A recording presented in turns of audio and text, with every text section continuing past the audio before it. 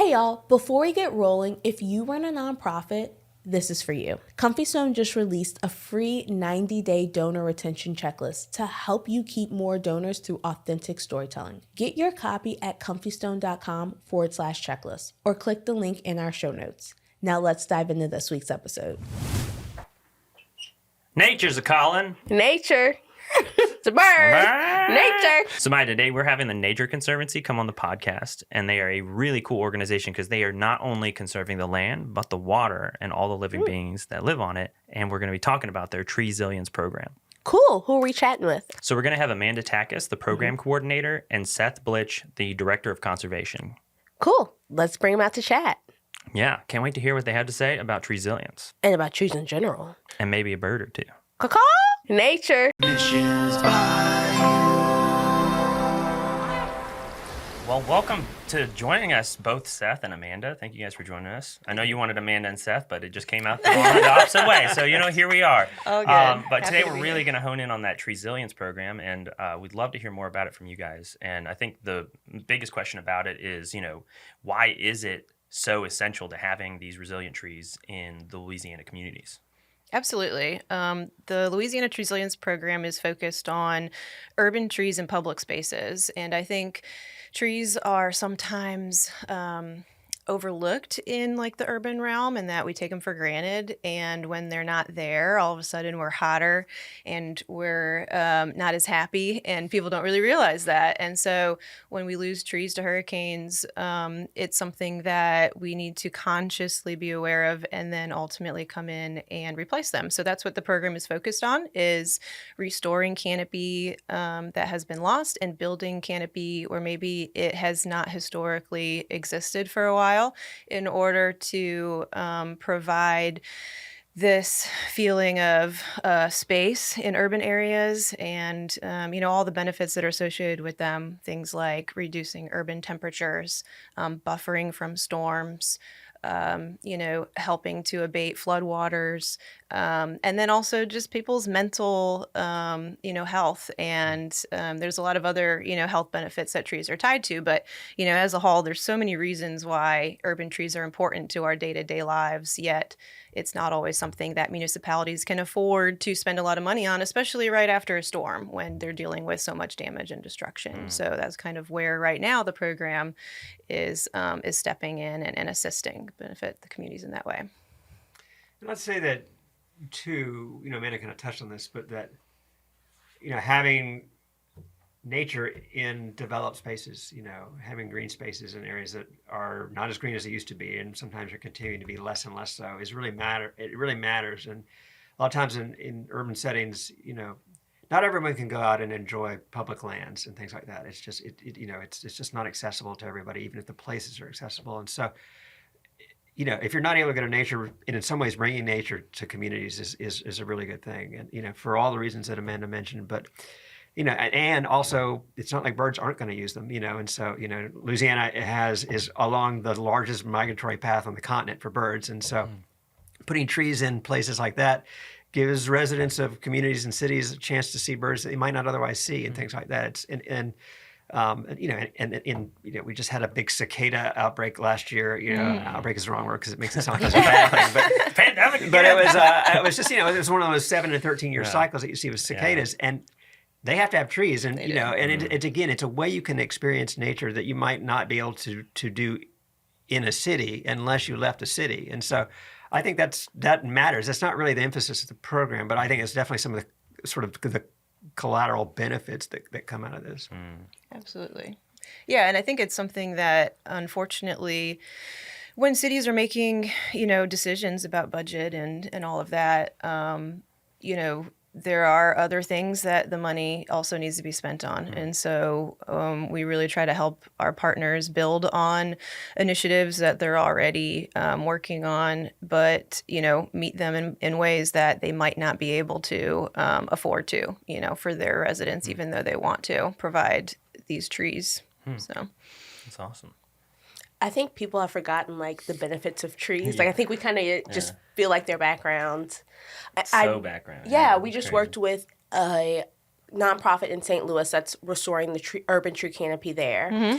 And when they were talking about all the benefits of trees, like something else I learned is they help lessen speed. Like there's a traffic, like people tend to drive absolutely. to slow down Mm-hmm. when they're around trees. And I thought that was such an interesting thing that like you forget that there's so much more purpose to trees than like looking pretty or providing shade. Absolutely. And the science behind it is really cool when you start getting into it, but like the whole act of like transpiration, and when trees are in these urban spaces, they actually can create their own breezes, which is really cool. Not to mention you're looking at, considerable temperature differences for shade versus not, and surface temperatures are going to be, honestly, something that we're going to have to consider more and more as the climate, ultimately kind of shifts on us. So that's why we're really focused on planting resilient trees too. So it's not just any old tree. It's the right tree, the right place. We love to say that in the industry, making sure that you are putting the right tree where it needs to be. But there are, trees that are really unique for different reasons. And, you have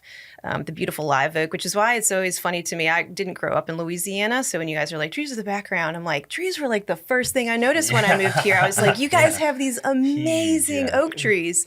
And the fact that they're, sometimes taken for granted is pretty wild. So when we're able to put in, those are really slow growing trees. You're looking at, a 50-year, kind of wait sometimes to get something really mature.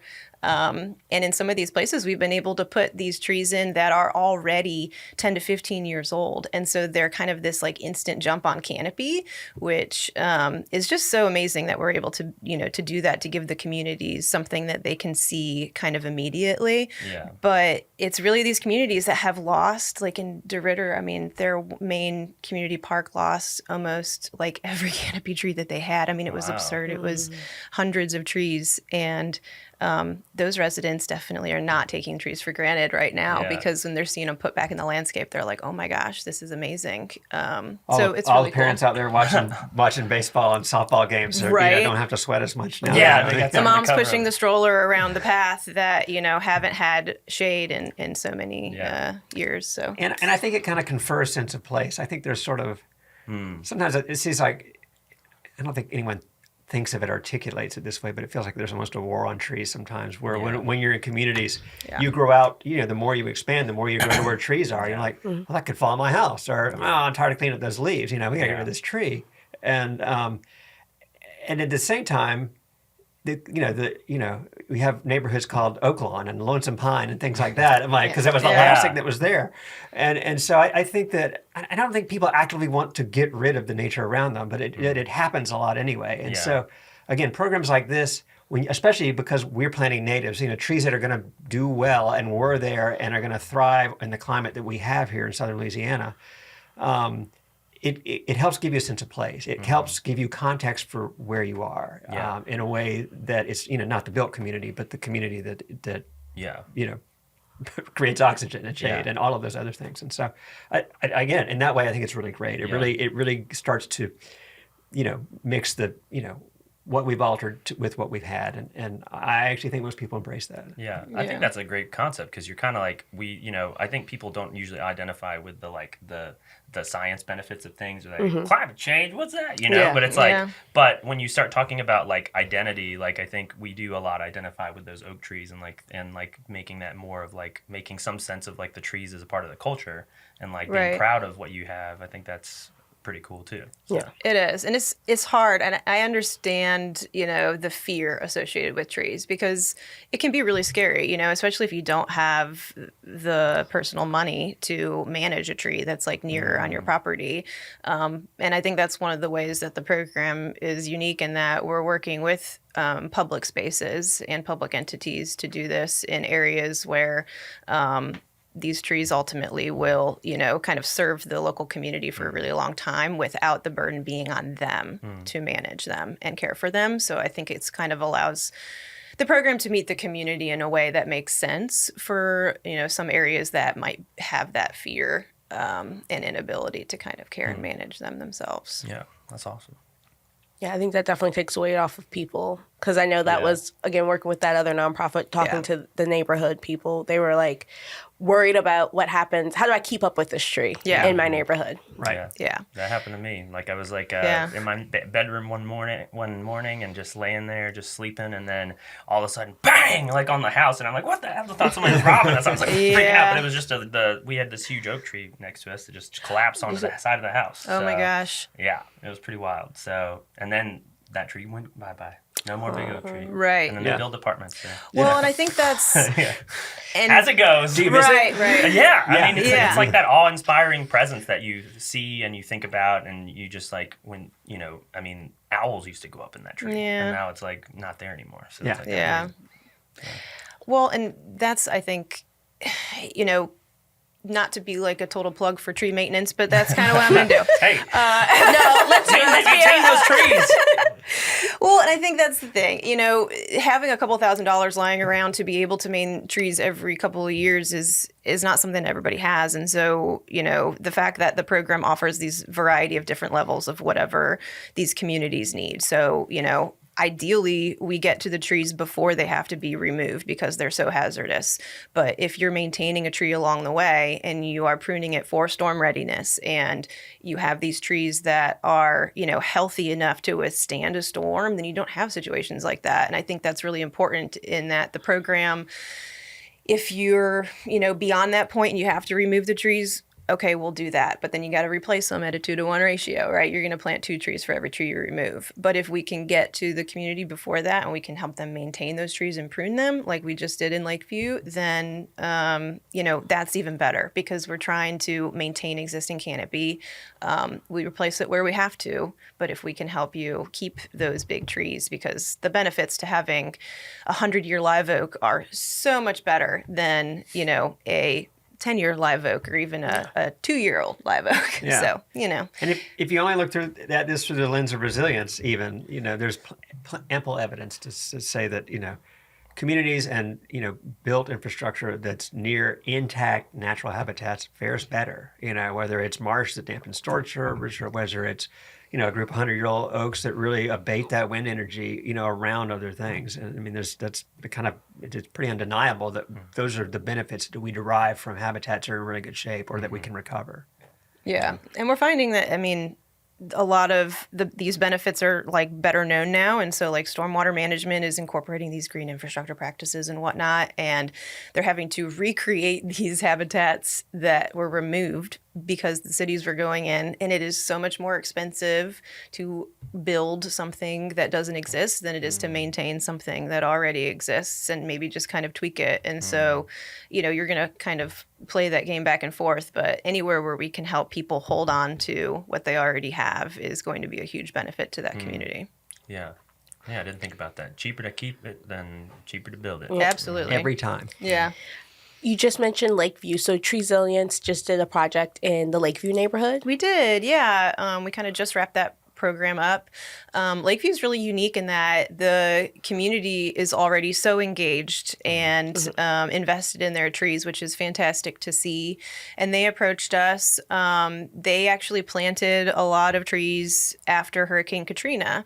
And they have a partnership with the city to kind of help maintain them with volunteers, but there's only so much the volunteers can do. And so they asked for some funds to help maintain and then remove some hazardous trees, and then we planted some. So all along Canal Boulevard, we lifted and kind of cleaned up the canopy of a lot of the mature trees, which, I know it's been 20 years, and it's actually like the 20th anniversary this year. Yeah. I think they're doing, they did a celebration yesterday for it, but to see the trees that they've planted right after that storm and how mature and healthy they are and everything is just really amazing. And I think that's a testament to the fact that the community has been invested in them and have been kind of helping to maintain them along the way. But yeah, we're able to, provide additional funding in order for them to do the things that they couldn't. So we had a company come in and trim them up and then remove some of the hazardous ones that had been either struck by lightning or kind of on the decline. And then we replanted more, and then we even bought them even more trees to plant for themselves. So did a lot of bald cypress and live oak trees to replace them, which is really similar to the stuff that they have. And then we took out some, there was some tallow and some oleanders that were kind of getting out of control and stuff like that. So, but yeah, overall, they got so much, the tree company that we hired got so much positive feedback because it's right by the bus station and everything was one of the sections that they did at the end of Canal.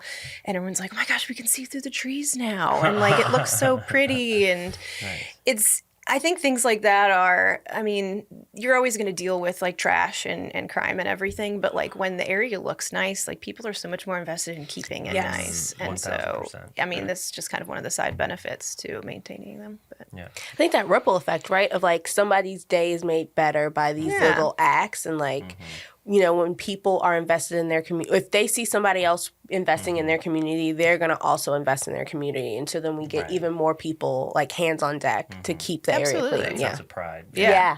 Sense of pride and sense of place. Yeah. I think, you know, I moved here from Florida 15 years ago. Oh, so yeah, this is partner with us ever. Yeah, 15 yearsers. I was here 15 years ago too, man. All right. Did we come on the same boat? Like, Possibly.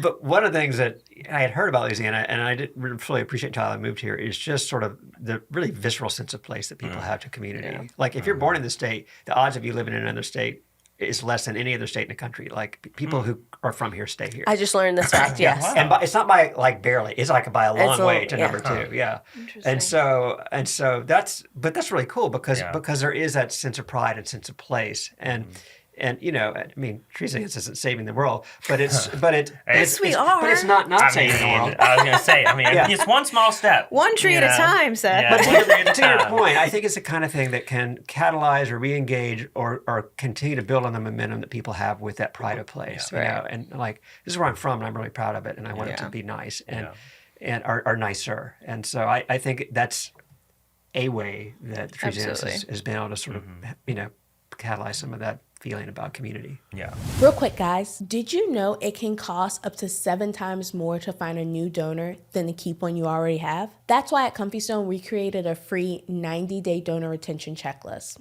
It's simple, step-by-step guide that shows you exactly what to do after someone donates. From how to thank them to how to tell stories that keep them engaged and giving all year long. You can grab your free copy at comfystone.com/checklist or click the link in our show notes.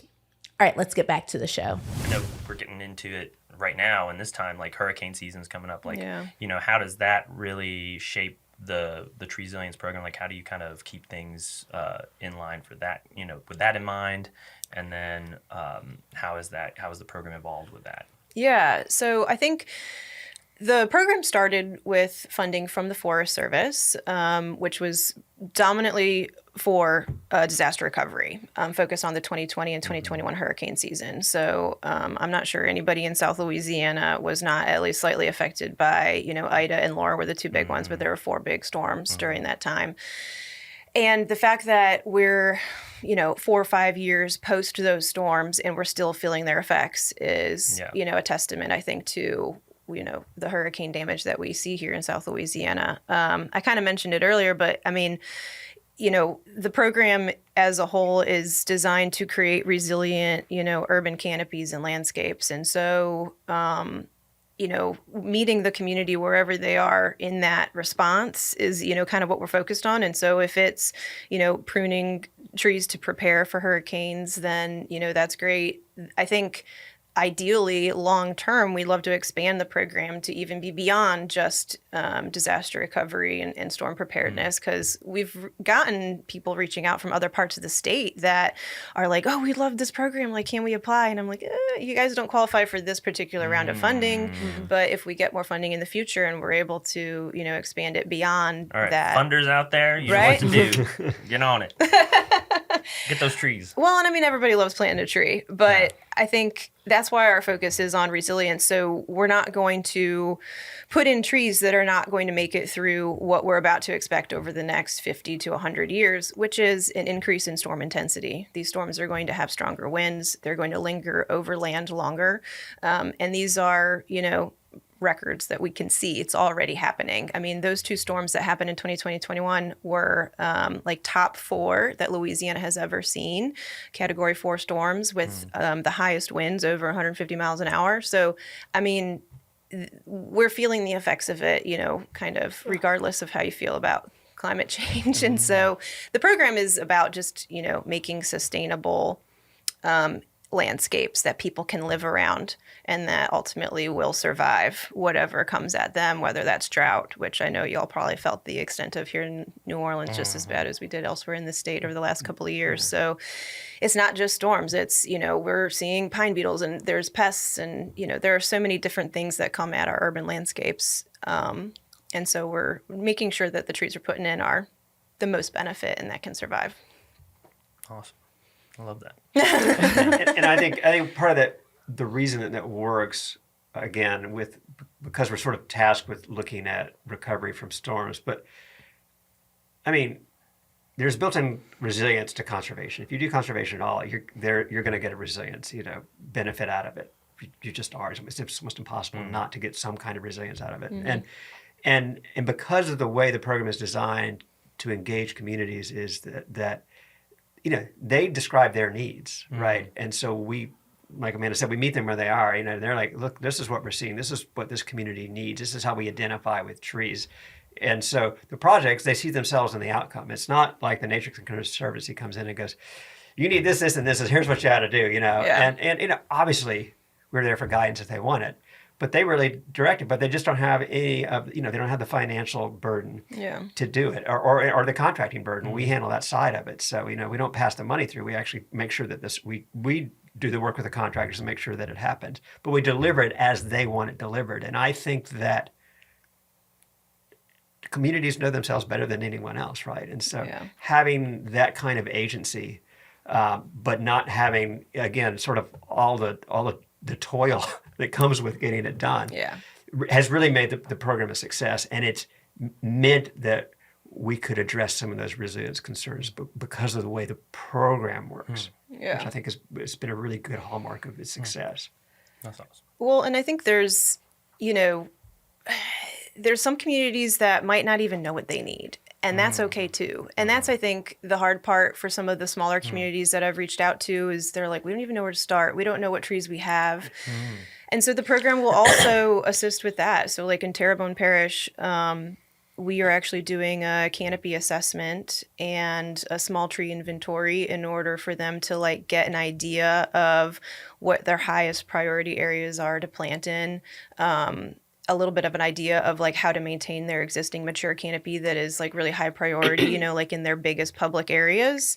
And then we even had some money left over that they can still do a planting on top of that. And so they're kind of getting the whole shebang, they're able to kind of plan and get an assessment of everything that needs to happen. And then also they're going to get some trees as well. So not every community has to necessarily have this list of like, we want this, which it's great when they do. I mean, DeRitter came to us and he's like, I want transplanted mature trees. I want them spade transplanted. I don't want any of these little bucket trees or anything like that. He like knew exactly what he wanted. Man knows what he wants. And I was like, no buckets out here. great. Right. Like, we'll get you. Like, we did that. And so we had, a guy come in and they transplanted these, 5-6 inch diameter live oaks and bald cypress and everything. And it's great. And so we'll do that. But, if they're like, well, we don't even know where to plant or what to plant or anything like that, well, we can also do that. We're doing another one in St. Bernard where we're hiring a company to design the native plantings first, and then we'll plant them in a phase 2. So Awesome. But not crepe myrtles. yeah. Oh my gosh! Don't even get me started.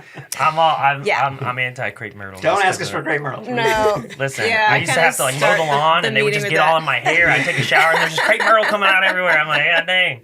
Now, if you want like 1 or 2 palms, maybe. Okay, But all right. we I can actually trust have you a guys rule, there. like around 70% of the trees that go in for each planting have to be from our native list. Gotcha. So like if you have like, or like for beautification purposes, we need to have a palm or something. Okay, you can have those like 2 or 3. have a But, little palm. Citrus tree maybe or something. yeah, and for like the food forest kinds of things. But yeah, the rest we want to be native. Yeah. So for all these people that are trying to get all these programs, or they might be hearing this for the first time and want to get involved or get some trees pruned or, get whatever it might need from you guys. Where would be the best place for them to reach out and, get in touch with you guys? Yeah, so we have a website, which is like nature.org/Louisiana Treesilience. So that's an easy way. They can get a hold of me, which I'm sure they can, through this podcast, find that information out. Nice. Super sleuth. Yeah. But yeah, we actually still have some funding left over for this funding cycle, depending on when they're listening. So we have some funds through like early 2026. And we're still looking for 1 or 2 larger projects to finish out this grant period. So we've done, we're working with 7 communities. So we have 5 projects that are totally done, and we have, 2 that are in progress, and we still have some funds left over. So yeah, there's definitely still opportunities out there. And hopefully if we get additional funding, hint, hint for all those listening that might have some funding, we'd love to continue and be able to offer outside of, right now we have 22 parishes that are eligible based on the disaster recovery funding through the federal funding that we received. But yeah, we would love to be able to offer it statewide, and that's the goal long term. Nice. So if someone is in a community, a neighborhood, a city, and they think that they need more trees, who is the best person? Like, can I just in my neighborhood be like, oh man, we need this, and reach out? Or does it have to be like on a parish or city level? Yeah, that's a great question. So we'll work with just about anyone as long as the trees are on public property. But so whoever is the landowner is going to have to give permission is the thing. So the Lakeview project was actually through Friends of Lakeview, which is a nonprofit that kind of is a neighborhood association essentially. We have had interest from churches, schools, things like that. But if you're A cemetery. So it just kind of, Yeah. like the trees, the area needs to be in the public realm, where people are and open to the public. But I'm sure if you're a private resident and you're trying to get into it, we could, if you reach out, we could try to find the right people to connect to in that community in order to make it happen. So I've done a lot of like boots on the ground, just reaching out to local communities. And so there are in like the larger cities, some nonprofits that are already doing similar work that, could potentially partner with, or I might even have like a direct contact with a parish or a public entity already. So, but yeah, sometimes it takes a little bit of a nudge. Not all communities have the personnel to even apply, which is, really unfortunate, and something that maybe down the road we're hoping to be able to assist with kind of on a different level, so that, if you're like, we know we need something, we don't know what we need yet, but we don't even have time to even apply, we can kind of step up and assist the community in that way too. But a private resident could be that person that like kind of helps step up and, provides the necessary information. Yeah, and as this program grows, again, this is funded through a grant from the U.S. Forest Service, and so that's why it has to be on public property, or at least demonstrably in the public good.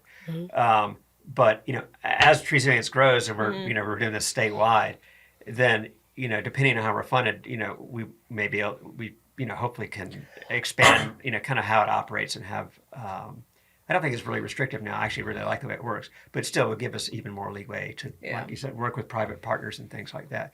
And for instance, the organization here in New Orleans, Soul, does a great job working with private partners. They're doing an outstanding job doing that, and so we'd like to just.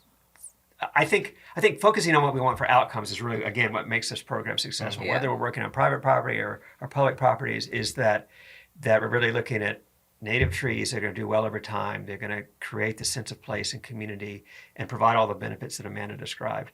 And if we stay focused on that, we'll have successful projects because we'll have the kind of engagement that makes it successful. Yeah. That's awesome. Yeah. Well, I can't agree more. You got trees, you need trees. These are people that can take care of your trees. They got you covered, literally. We should record that and put it on an advertisement. Put that on that's the a news. bumper sticker. All They right, got you come on covered. down. They got you covered, literally. Well, awesome, guys. Well, I sometimes I like to think of a little something to wrap it all up with. And the main thing I was thinking about, because as plants, because like we all love trees, but we all are close to plants as well. And so I'm curious for all of us involved, Like, what plant makes you happy? To ask a plant person that is always really Like, what's your favorite child? Yeah. Hey, I've just saw an Everybody article else that go said first. 70% of parents have a favorite child. Oh, that's So- terrifying. So for all you evil out there, 0% admitted. Yeah, I was gonna say, no one's gonna I say. mean, I don't know. I read the comments. There were some pretty damning things in there. So. Right. Wow. Oh, that's such a good question. Here, I can go. Yeah, you go first. please. Okay. I'm a big birder. And if you've ever birded with me, everyone goes, you always say that's your favorite bird, you love that bird. And I do, it's true. I love them all. And it's like, I have a favorite bird, actually, if I had to pick a bird, which is the black-billed magpie, which doesn't make any sense because they don't even live here. I love it. And I won't tell you the whole story because it gets into rock and roll iconography and all that kind of stuff. All right. So episode part episode two. 2. Yeah. The Ornithology. non-Treesilience version. Yeah. But I love native plants. I like being outside. I'm at my best when I'm outdoors. And there's a group of plants I really like, and they're flowering plants, and they're called milkweeds. Asclepias is the genus, and they're awesome. The blooms they are so cool. They come in all kinds of different colors. They're all over North America, and I have a couple in my yard, and we have lots of native milkweeds throughout Louisiana. Anywhere from bright orange to green, stuff like that. And every time I see one, it makes me happy. So if I had to pick one, and I could, as a plant, I would pick that. But I love them all. Yeah. That's a great. good answer. I like that. Yeah. And they're also a good host plant for a lot of butterflies. Exactly. Yeah. That's an added bonus. So I think my favorite tree, which A bonus points. I know. I have to say it because, trees. But the swamp chestnut oak, also known as the cow oak, is just... I used to run natural resource management, and every time you're out in a forest and you come across like a mature swamp oak, it just completely changes the dynamic of the forest canopy in that area. It's like so placemaking. And so when I see them out in urban areas, I'm just like, there's the forest. Like, it's just like really cool. Yeah. And it's just, they're so big and mature, and I'm going to get emotional about it. And they have massive acorns. They do. They have Yeah. huge acorns. Yeah. They have really like interesting kind of looking bark and everything. So, anyways, that's my tree. I think I'm going to use a really easy one for a plant and just say purple coneflower echinacea is kind of love me one of my some favorites. echinacea. Yeah, and the thing is, like, I've lived all over the place, like Ohio, North Dakota, and it is a plant that does well in like all of those ecosystems, including here. So yeah, it's just kind of been a plant that has like kind of carried throughout my whole life, which is kind of fun, and yeah, they're beautiful. I love that. What about you, Maya? Or you want me to You go first. Okay. Well, so my family's from Oklahoma, and one of the cool things in Oklahoma that a lot of people don't know about, like from I guess a geography environment perspective, is that they have this huge amount of land that has tons of diversity in plants called the Definitely. tall grass prairies. Yeah. And one of the things that is another one of those sense of places that you described earlier is there's this small innocuous flower that blooms like one time of the year called Indian paintbrush. Oh, And yeah. when it fills the land, it's just Yeah. like such a beautiful sight to see those little, those little bright little Yeah. flowers. Just, and when you go up to them, they're just so tiny, but they're like, when they're together, they're so mighty. And so I think like that is such a cool aspect of seeing that within the That is countryside. cool. So, Another good quote. We have there you go. those I'm here. quotable, You can see those here in Louisiana. Oh, really? Yeah, we have I don't know if it's the same species. Not in my but- backyard. I gotta get. Where are they Yeah, at? you're gonna have to just drop a pin Yeah. for us Yeah. so I we was can gonna find say, that. I know where That's to find right, some in that's Baton right. Rouge. I don't know about New Orleans, but Yeah, I think it's one of the plants that we would occasionally in the historic coastal prairies was one of the plants that was there. Wow. Yeah, because Historical that actually is part of the tallgrass prairie complex that stretched through all of North America. Yeah. Came all the way into Southwest Louisiana. At one time. Wow. yeah, it That's does well like wild. kind of in like the edges of like swamps and stuff. Huh. Maybe kind of. Okay. Yeah. That's great. But anyways. Well, the more you know. My favorite plant is anything I can keep alive. Yay! Hey, carnivorous plants, I found out those things are easy. You just put a little water in them and just What call is it a it? day. You know What is carnivorous plants? Like a pitcher plant or something? They're like or- there's these plants that God, I can't remember the names. They like I have one that like when they land on it, Like a Yeah. fly trap. but no, yeah. it's like it curls Oh, and yeah. it like there's this carnivorous plant store by me and they have like all and there's like 5 different varieties that they have, interesting. and I forget the names of all of them, but there's like That sounds like butterwort. It's called butterwort. Yeah, Yeah. Pigwicula is the genus. Yeah. Butterwort is the one that sits out like this, Yeah. and they land on it, and it Yeah. just like dissolve. It So does it eat the fly? eats the fly. Okay, Yeah. so, I mean, But all they need is just a saucer of water, and they just you just like. so pour a maybe little that's water. the it. plan I need. Yeah, Yeah. a little sun and water. That's all you need. A little mother-in-law's tongue never hurt nobody either. I don't remember what the actual name of those is. Yeah, that was bad. It's the name of the plant. I can't remember the actual name. Well, But no, they're really easy. They're hard They to are easy, but they're also they're kind of an exotic. At least in Florida, Oh, they yeah. used to take off. They're like an indoor crazy. plant. They're an easy one to keep alive. That's for sure. They are. You can't kill them. Yeah. Yeah. Have you tried any recently that you've been successful with? I got some cactus from my grandmother.